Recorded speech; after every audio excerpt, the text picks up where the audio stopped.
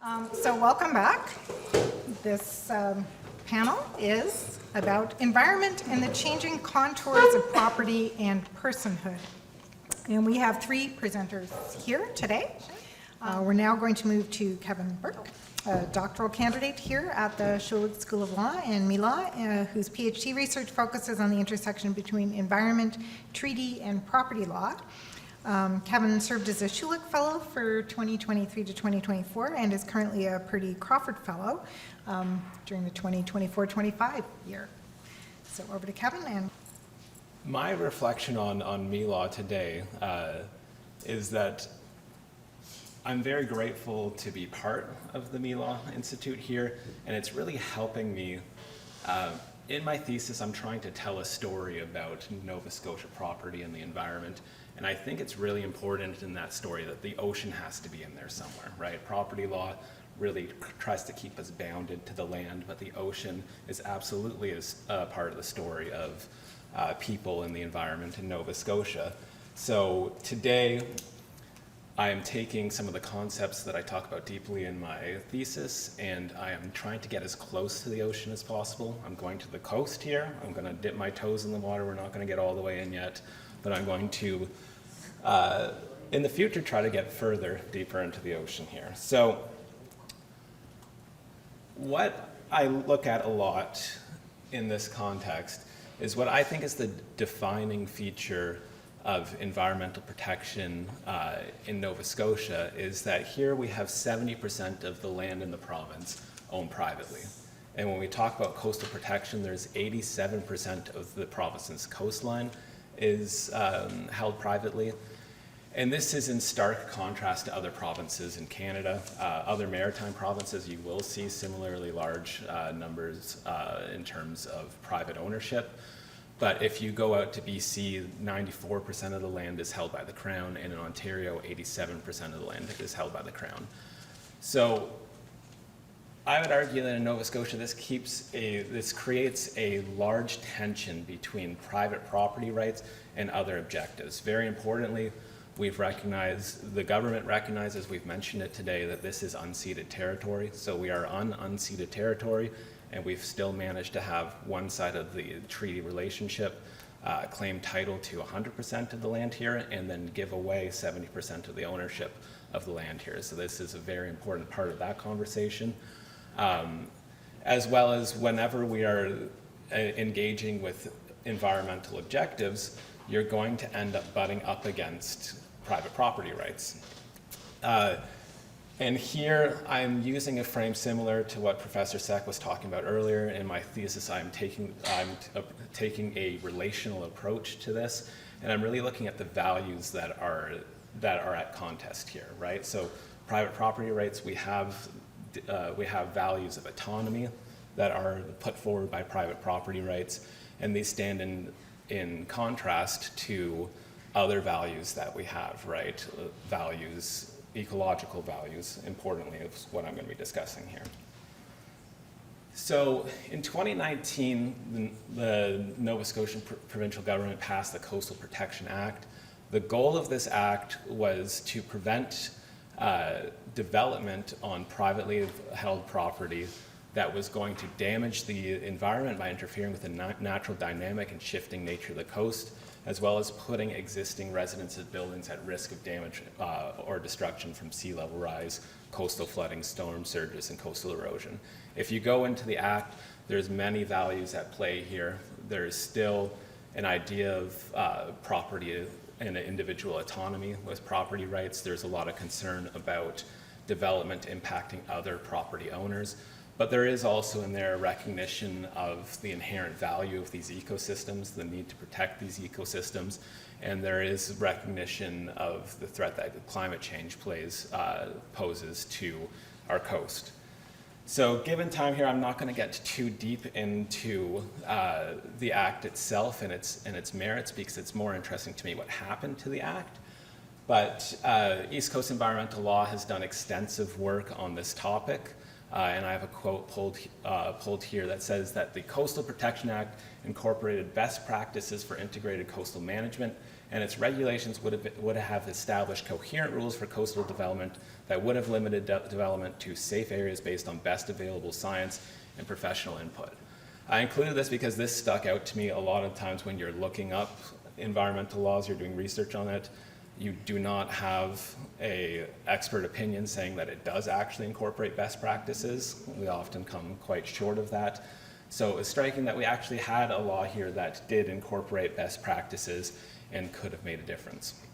What happened, though, is after it was passed, there was 5 years of public consultations by the government of Nova Scotia to determine what the content of the regulations would be. And after those 5 years of public consultations, it was chosen to actually not fully implement the Coastal Protection Act. Important context here, we do have a change in provincial government at that time from a Liberal government that passed it originally to the current Conservative government. And in the time since they have chosen to not pass this act, they have been re-elected. But what they chose to do here is instead of implementing the Coastal Protection Act, which would have had binding legal requirements that would restrict unsafe development on the coast, they replaced it with this very bright green hyperlink I have here, the future of Nova Scotia's coastline, a plan to protect people, homes, and nature from climate change. And here, this is a non-binding plan, and the focus of the plan is to empower private property owners to make the right decisions on the coastline. So we are going from an actual binding law that is going to prevent unsafe development to leaving the power with private property owners to do the right thing. So we are supporting informed decision-making and empowering coastal property owners.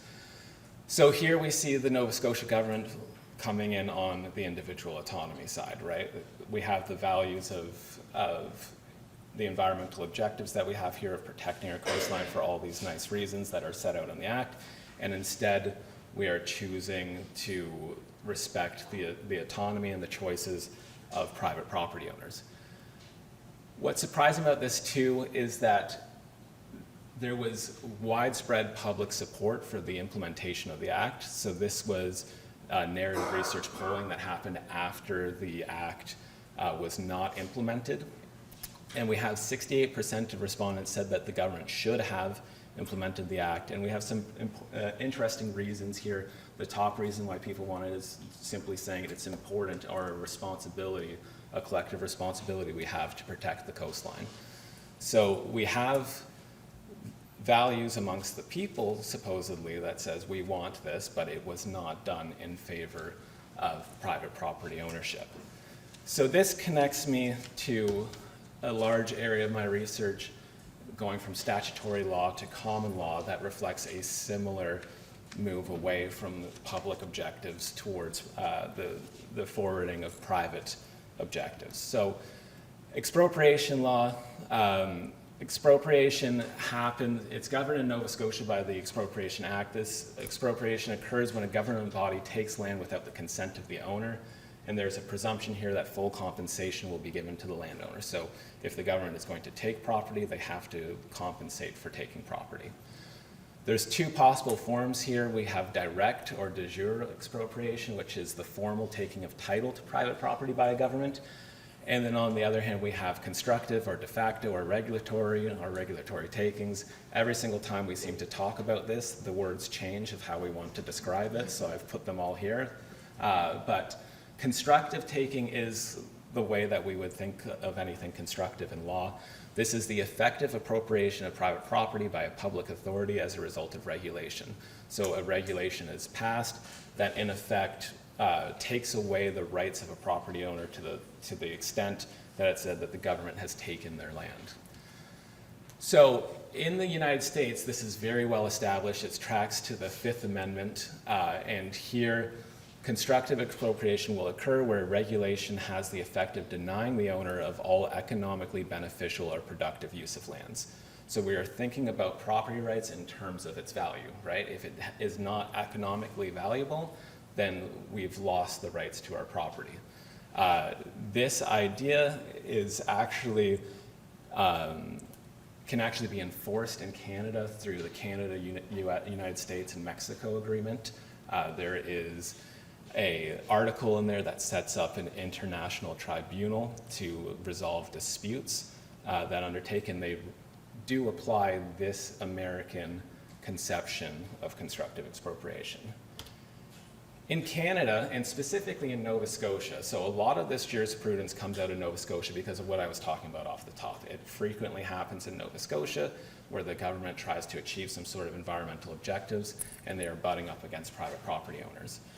So the leading law before 2022 came out of Mariner Real Estate in Nova Scotia, and relevant for the coastal protection angle, this came out of a conflict out of the Beaches Act. So the Beaches Act prevented development on beaches in Nova Scotia, so a smaller frame than the Coastal Protection Act had. But landowners who were trying to develop on beaches in Nova Scotia ultimately challenged the denial of permits pursuant to the Beaches Act, arguing that the act and the government's decision to not issue permits was constructively expropriating their land. And here, as much as of all the property cases that I've read in Canada, I think that this one stuck out to me as perhaps the most striking example of a court adopting public goals over private rights. So I pulled a quote here that says, "In this country, extensive and restrictive land use regulation is the norm. It is settled law that the regulation of land use, which has the effect of decreasing the value of land, is not an expropriation." So we are not thinking of property purely in terms of what value it is, but rather we are saying that we want extensive land use regulation to happen in the country. And here we have the court explain what would be required to make out constructive expropriation, which is much more strenuous than the United States version. And they say that it must be a sufficient severity to remove virtually all of the rights associated with the property holder's interest, and this must be assessed not only in relation to the land's potential highest and best use, but having regard to the nature of the land and the range of reasonable uses to which it has actually been put. And in this case specifically, they actually said that because the beach had been used recreationally before, then it can't be expropriation. So having something as tenuous as that was enough to make out a good private property use. So this was adopted in Canadian Pacific Railway, but it was critiqued extensively at the time, and we see Professor Russell Brown at the time saying that Canadian Pacific Railway should have overturned this, instead adopting the deep social consensus favoring a measure of protection of individuals' property rights.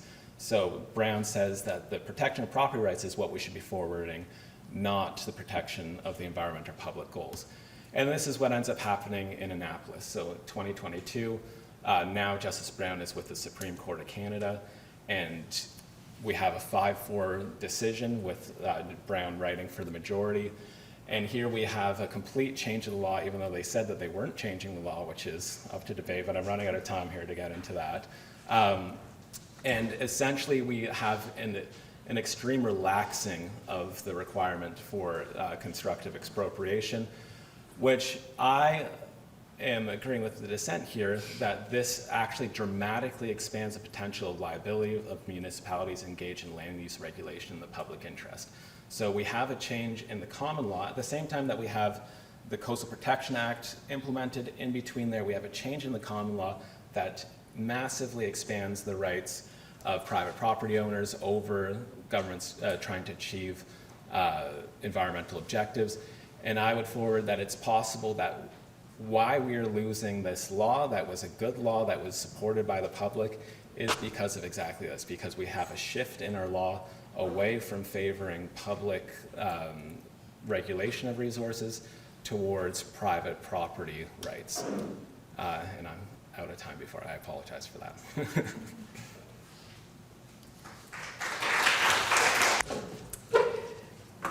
Thanks, Kevin.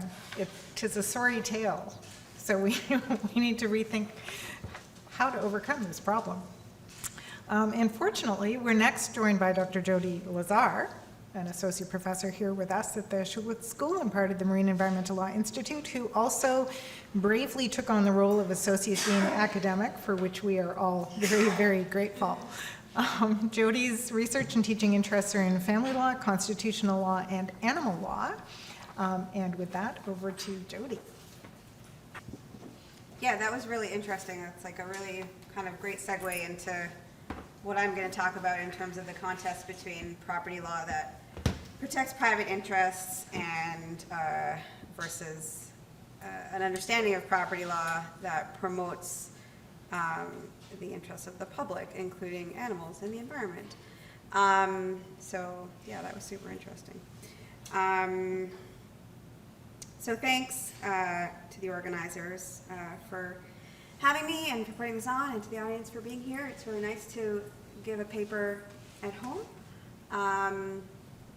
and great to celebrate the contributions of MELAW and MELAW. So I'll confess, I've always felt like a bit of an outlier in the MELAW environmental law space because I come at this work from the perspective of animal rights law, which until pretty recently I think was a bit disconnected from environmental law and the kind of, environmental law as a discipline movement.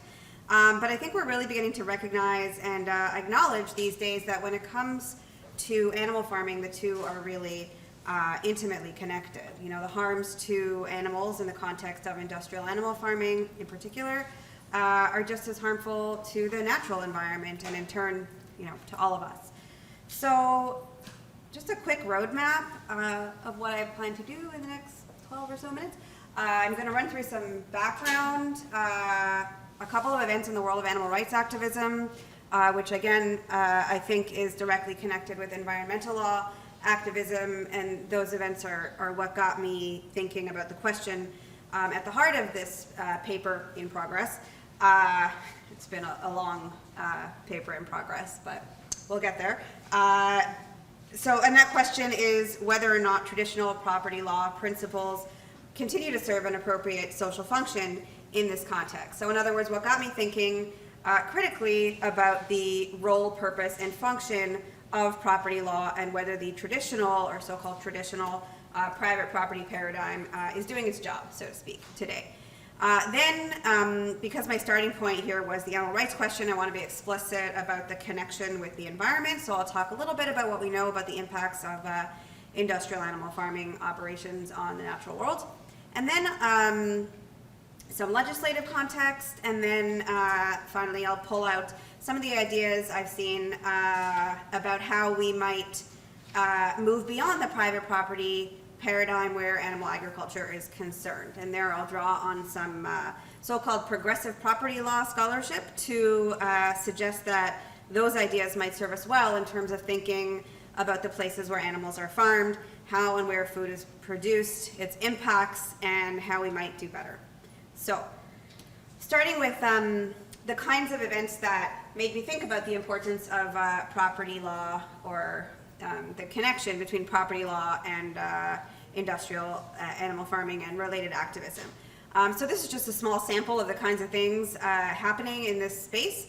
I've written about a number of occupations and other forms of protest and activism in Canada elsewhere, but these particular events are a bit more recent and really, again, got me thinking specifically about the problems with property law as we currently, we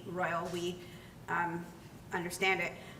So starting with Wayne Xiong, I don't know if anyone will have heard that name, but he is the founder of an organization called Direct Action Everywhere, or DXE, which is an American animal rights group that engages in nonviolent direct action with the aim of changing social and cultural attitudes around animals. It is an American group originally, but they have chapters here in Canada that are active as well. So Xiong is an interesting story. He's not your ordinary activist. He attended Chicago Law, worked for DLA Piper, taught at Northwestern, and has co-authored papers with the likes of Cass Sunstein. He was a member of the California Bar until his license was suspended last year, after he was convicted of misdemeanor trespass and felony conspiracy, and then sentenced to 90 days in jail and 2 years probation. And those charges came after he and other activists entered a California poultry farm, removed 2 suffering birds out of like millions, and documented and live streamed their activities online. I believe his sentence is still being, it's currently under appeal. But the reason I go into his background is just to illustrate or to suggest that there is a deeper kind of point in this activism, and you know, he knows the law and he knows what the outcome could very well be, and you know, isn't afraid, I guess, to get arrested and go to trial and get all of this out in the public.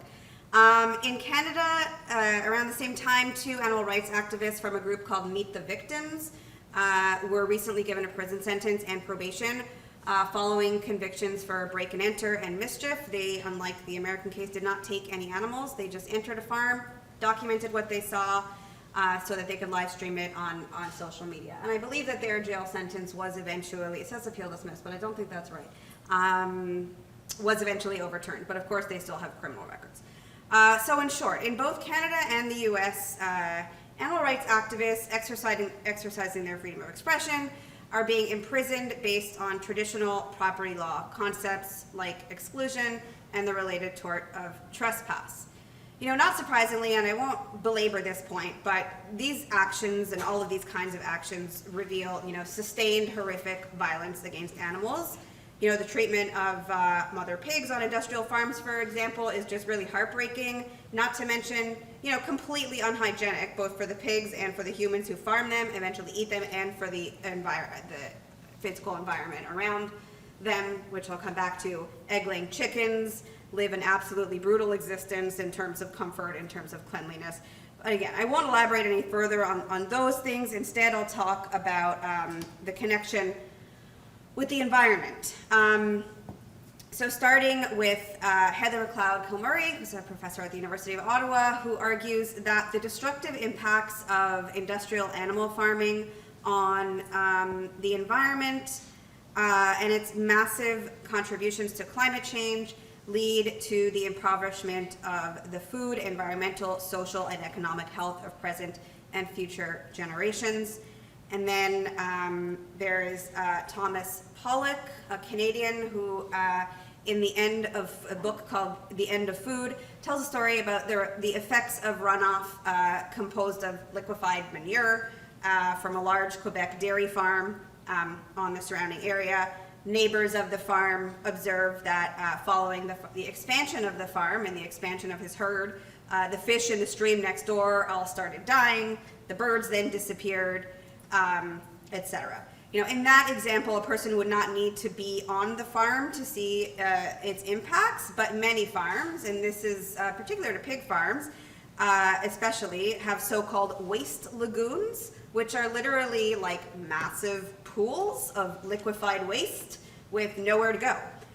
So you can imagine the impacts of those kinds of things on the surrounding land and water. It's disgusting. Pollock, in his book, tells that dairy farm story to introduce his discussion on the broader impacts of industrial farming on the environment, which he groups into 6 categories. So first, of course, pollution. And that's not just from waste disposal, but from things like fertilizer, which contributes to blue-green algae. Anyone with a young child or a dog in Nova Scotia has heard of blue-green algae because of its toxic impacts on lake water. Obviously, it's not a uniquely local problem either, but the people who follow, like, I don't know, the Shuby Facebook group for the dog park know all about it. It's in all the lakes every summer. But sort of more broadly, agriculture is estimated to contribute 40 to 60% of the phosphorus entering the Great Lakes through tributary rivers, and phosphorus is one of the main ingredients in fertilizers that causes blue-green algae. So one kind of category of environmental problems is pollution. There's soil degradation, wildlife habitat destruction, waste of freshwater resources. There are lots of graphs and charts floating around showing the different amounts of water required to produce like a hamburger versus a block of tofu, or a plant-based meat replacement made from pulses like pea protein, that kind of thing. I'm probably going to take a little bit more than 2 minutes, sorry.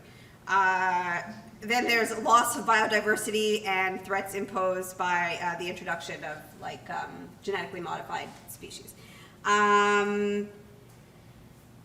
I'll skip, anyway, waste disposal problems, I guess, are not, I just want to add, not limited in terms of species. I mentioned pigs, but chicken farming is just as problematic in terms of environmental impacts. And I mentioned chickens, you know, because chickens is a kind of an outsized industry in Nova Scotia because it's a supply managed industry.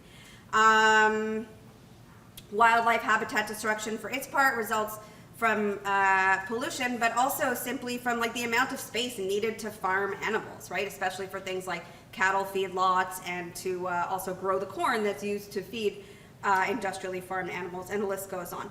I guess I'll just, I won't say anything about ag-gag laws, but these are they're one way that the kind of government supports private property as we understand it in the kind of like independent, autonomous, stay off my lawn kind of way. But, you know, the problem with, I guess I will say something about them. The problem with them is that, you know, they block information that is information that's vital to the public, not only because it relates to how animals are farmed, but because of the ways that the law also protects those activities through subsidies, taxpayer dollars, the laws themselves, etc. So I can talk more about that in questions. Last thing here, how does my paper address this challenge? What I call the challenge of exclusion, drawing on progressive property law scholarship. So looking at the disconnect, in other words, between the traditional or kind of positive law approach to private property on the one hand, and the public discourse around animal farming, food production, the environment, and the related social values that we hold on the other. And again, you know, this is important because the discourse around animal farming and food production and all of its impacts, you know, depending who you ask, and certainly in my view and that of a number of judges in Canada and elsewhere, is political discourse, right? It is high value speech, to borrow the, you know, constitutional language around freedom of expression and the related right to information. So I'm going to draw in my paper on the, almost done, on the scholarship around the political economy of law, and then about from some progressive property law scholarship, which I'm still learning, but the more I read about progressive property law, the more I'm understanding how those two things really overlap, I think. So drawing on the ideas set out by Purdy and co-authors in the 2020 framework piece in the Yale Law Journal, where they're very clear that our understanding, our model of economic growth, which informs, of course, political choices, is, in their words, on a collision course with human existence as we know it. And that our political institutions, influenced as they are by the policy preferences of the rich, i.e. property owners, are insufficient to deal with our current realities. Those are, of course, the political institutions that reinforce the rights associated with private property. They maintain that politics, of course, and economics are intimately connected, and that social justice issues, which is where I would place, you know, animal rights, environmental justice, are inherently political economy issues. Then there's more kind of specific literature about the political economy of food and meat. I'll skip that. The other angle that I plan to draw on is progressive property law, which I think takes a similar route by suggesting that traditional private property law concepts like exclusion, you know, related as they are to economic efficiency, marginalize questions of justice. Or, using the language of progressive property law, ignores the value judgments inherent in property ownership and the centrality of exclusion. And I think that's particularly true where the values at stake, animal rights, environmental justice, are vital to the public. This is my last slide. How I think progressive property law scholarship can help, kind of starting wide. The body of work that I've read kind of undermines the centrality of exclusion, which of course grounds trespass laws and other property-related offenses. So exclusion In other words, is what gets activists like Xiong and the Canadians in trouble for trying to share information about the impacts of food production. More specifically, progressive property law talks about property as a social concept. Thinking about things that way would go a long way, I think, toward making visible the hidden practices and impacts of industrial farming. If we understand property as promoting capabilities, drawing on like Amartya Sen and Nussbaum, if it's about human flourishing, then prosecuting people who find meaning in advocating for animals and exposing harms to the environment by entering farms to show the public the conditions in which their food is produced is really not an appropriate use of property. I'll mention property law scholar Larissa Katz, who's Canadian from the University of Toronto, who makes the point that still activists need to respect farmers' agendas in this context. But I'd argue that viewing farm practices and their impacts would not interfere with owners' agendas, unless, of course, they have something to hide. And then lastly, I promise, drawing on progressive property law scholar Tim Mulvaney, the value of humility is particularly useful here, I think. As you know, one of the reasons I'm here at this conference, industrial animal agriculture is directly connected with climate change, as well as food security, public health and safety.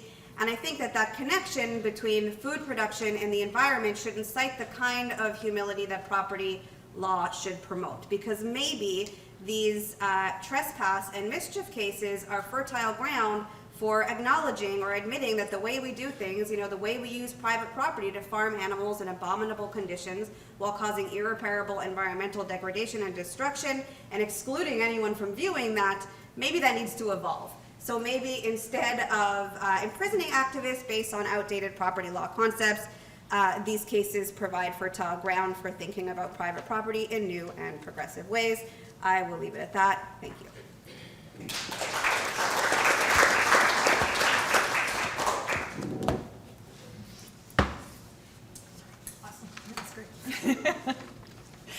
Thank you very much, Jodi, and to all of our presenters.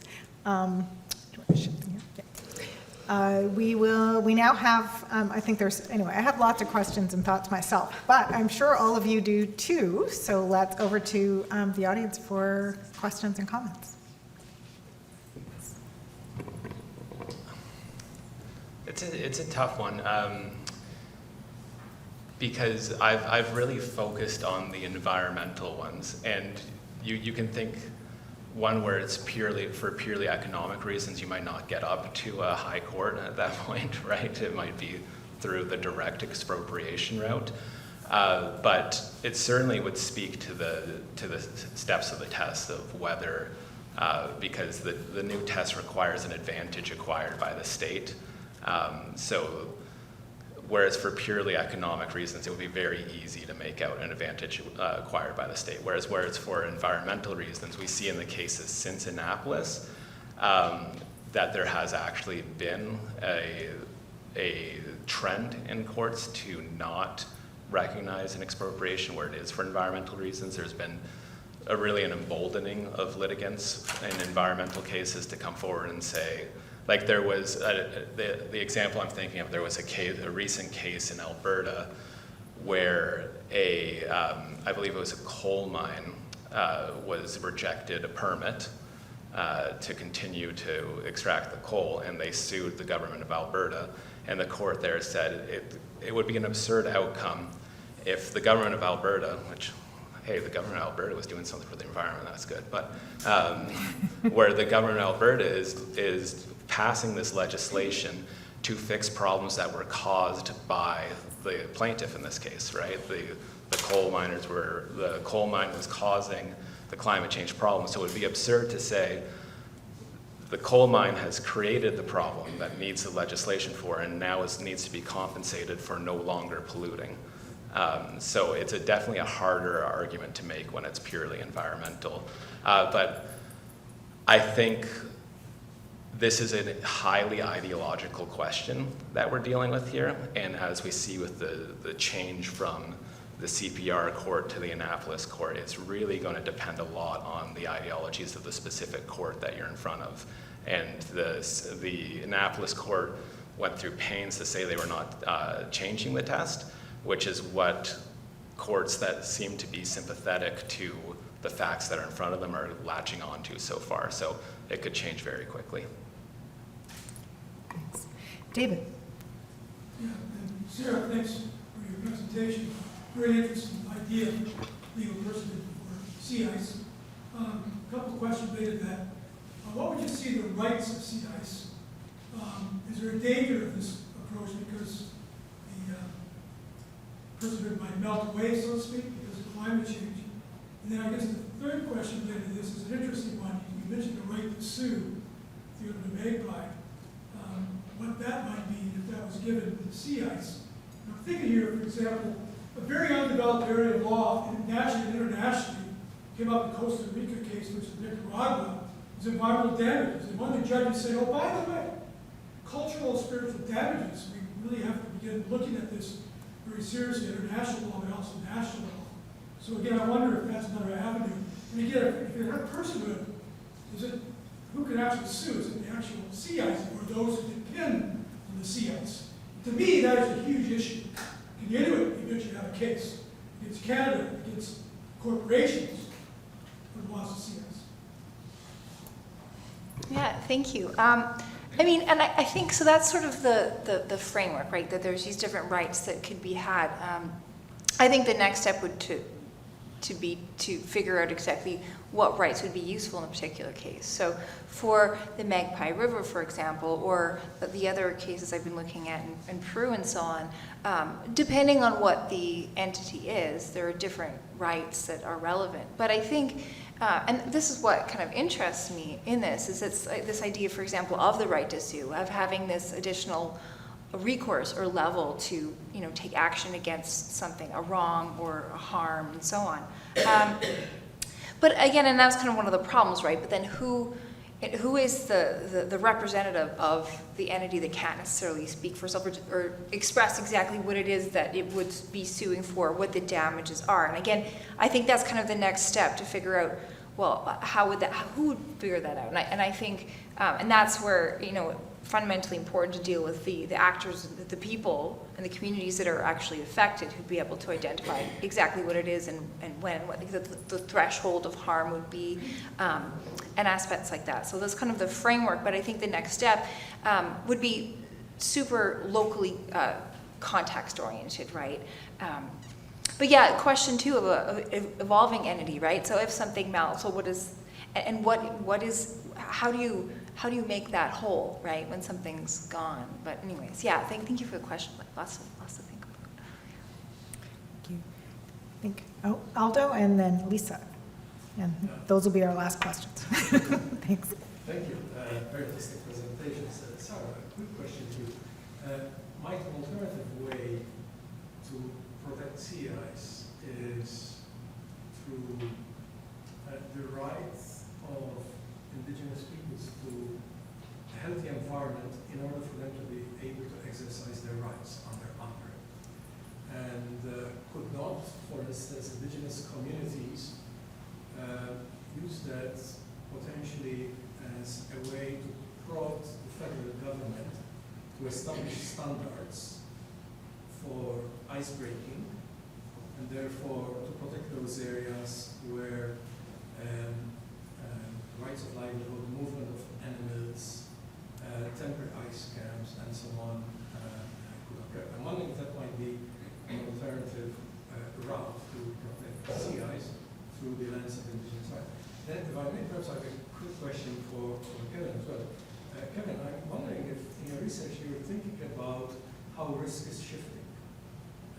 Because if at this point the bias is towards property rights, what might that do for insurability? So therefore, the risk that with increased storm hazards, potential adverse impacts, let's say, for vulnerable coastal areas that are still under private sector control, and what that might do to insurance rates. In comparison to, for instance, a provincial regulated approach that would establish clear setback lines that essentially would potentially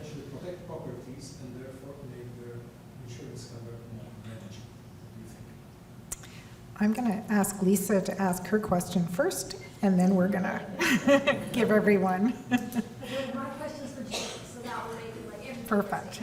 Kind of similar to Alden's first question, actually, to Sara, which was, I was thinking about the scenarios that you described, the two cases at the beginning of convictions. In those cases, both times, those people were trying to get information out there. So it wasn't just about them getting access and seeing what was going on, but actually streaming it to others, right? And I wondered about another approach to that, would be, because one of the, intensive agricultural operations are not heavily regulated in the same way that a lot of other activities are regulated. And I was thinking about more heavy regulation that would require more transparency of the activities that are taking place in farm. And I'm just sort of curious if you thought about that as another approach. Great. Shall we go in this direction? Sure. Sarah, Kevin, Jodi? Thank you. Thank you, Aldo. Yeah, I think that approach could definitely work too. But I don't think it's mutually exclusive. So what I see kind of the benefits of legal personhood could bring is a tool, right? So this idea of a counter-hegemonic tool to navigate this kind of hegemonic legal system. And so that could be a tool that could be used to forward another approach, right? And even as part of kind of forwarding rights for communities as a tool of kind of an alternative way of approaching it, or a sort of leverage in a certain sense, potentially. So not mutually exclusive, but I think there are definitely different routes, but this could be one that could even be used as part of like a strategy towards that as well. And I actually have thought about that before in a different context. 2023 was the highest payouts in Canadian history, insurance payouts for various disasters across Canada. And it's evidence that we are seeing the effects of climate change right now, whether we're at 1.5 degrees or not. But I think the way that you've identified that is a piece of this is a piece of everything that just keeps getting forgotten, right? Like we just had multiple elections. I didn't hear insurance come up once. And insurance is a class issue too, right? Like I lived in Windsor, Ontario. I did my JD at University of Windsor, and I was at the legal aid clinic there at the time when there was horrific floods across Windsor. And if you look at where those floods happened, it was in the poorer neighborhoods that did not have the infrastructure. And there's insurance payouts across Windsor, but there was not, our clients weren't getting insurance payouts for the damages that were happening in that flood. So it is a massive problem. And yeah, this is kind of a race to the bottom here, because if you fortify your property and your neighbor doesn't, or if your neighbor does and you don't, then your property is going to erode more, which is why we need this. And I think, yeah, I should definitely look into integrating this into this idea, because it's something that we need to keep hammering, especially at the time when we're doing windfall profit taxes on insurance companies. This is just growing right now. So thanks. Yeah, thank you. The insurance, I know this wasn't for me, but the insurance question is, Jodi, can you just move the mic down? yeah. The insurance question is really interesting, because you could argue the same for like farms and liability, and insurance companies could say, we're not going to insure you if you don't do X, Y, and Z, which is a way of maybe like a workaround or kind of aligns with like the government's interest in protecting property owners as like insurance companies, as corporations and that kind of thing, but might still have a better outcome. Regulation, yeah, sure. Yeah. But there isn't. The regulations on industrial farms they're pretty much exempt from everything that everyone else has to do in terms of environmental regulations.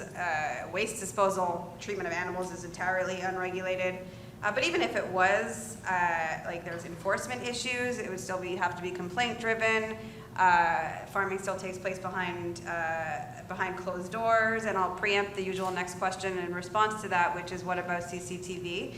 And in the UK and some other places, they do have cameras on farms and in slaughterhouses, but they're very difficult to access.